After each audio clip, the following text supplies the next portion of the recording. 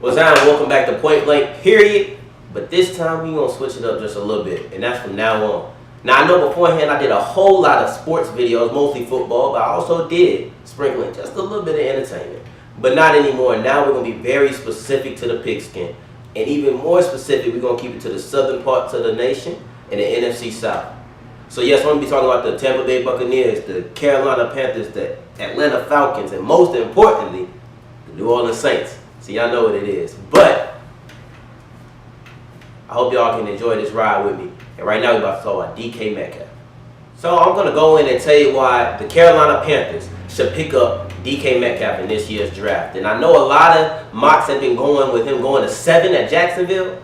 But I think that Jacksonville might pick an offensive lineman just to show up, you know, some security for Foles and Fournette, and just have some of the skilled players actually have a chance to showcase their skill. So after that, you have Buffalo at 9. So the question is Carolina willing to pay the steep price to move from 16 to 8? And if they are, they should pick up DK. Let me tell you why. Because you got a ceiling and you got a floor when you're coming into the league as a prospect. So his ceiling is crazy high. But let's get to the floor first, because I'm kind of feeling like he's closer to the floor than he is the ceiling. His floor might be Roy Williams, a great player out of Texas. He played phenomenal.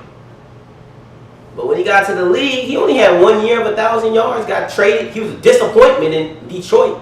Wasn't too great in Dallas. Made it to 1 Pro Bowl. Very disappointing for a 7th overall pick. Not a 7th rounder.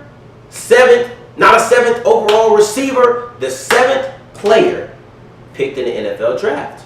Disappointment. That's his floor.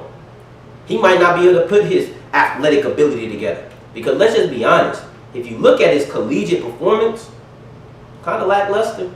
That's why I'm not quite sold on DK. You know, I watched him play. My team's in the SEC. I watched him play. I can see him having his athletic ability. Because don't get it twisted.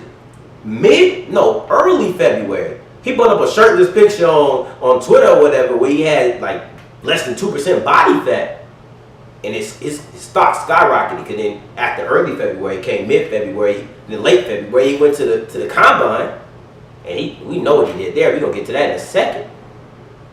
But let's not forget what he did the 2 years prior to that combine. It makes me think he might be a little bit closer to Roy Williams than Calvin Johnson.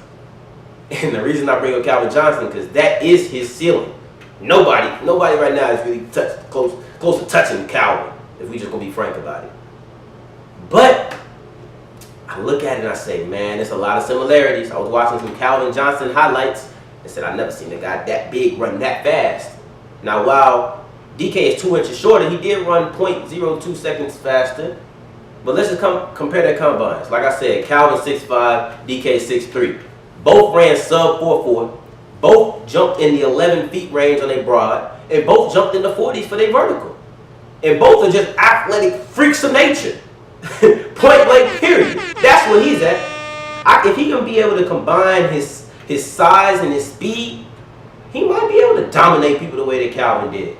Like I said, a ceiling is your peak, the highest you can be.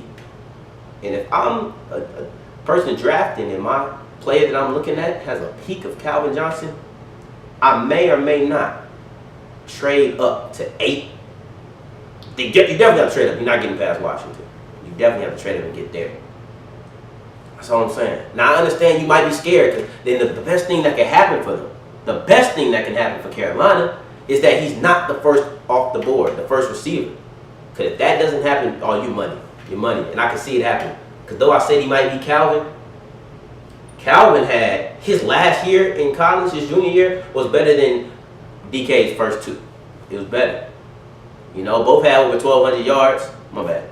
Calvin had over 1,200 yards, had 76 catches, and he had 15 touchdowns, while DK managed to get 14 touchdowns in 2 years, a little over 12,000 yards, 1,200 yards as well, and he didn't even get 50. I think he got 70 total catches. Calvin's best year, matter of fact, Calvin's worst year was better than DK's best year. So I'm not as high as people on DK, but I can tell you one thing. I can see Cam Newton, who throws high and hard on every pass, either throwing it way deep to DJ Moore and DK Metcalf, who can just go get it. That's what Kansas City did with Patrick Mahomes. Put some burners by him. It works. If your quarterback got a big arm, it works. And if you got a short route, he throw it high and hard. It's gonna be kind of hard to shoot over a 6'3" guy like DK. I can't put nothing past Cam, but it'll be pretty difficult. So if I'm Carolina, I'm either hoping that DK is not the first receiver off the board, or if somehow he makes it past Jacksonville, I might have to call up that 313 and say, hey, Detroit, trying to make a deal or something? But it's the Gotti, a.k.a. the mouth of the South, and y'all know what it is, man. We're going to keep rocking like this every time from now on. Comment, like, subscribe, and tell a friend.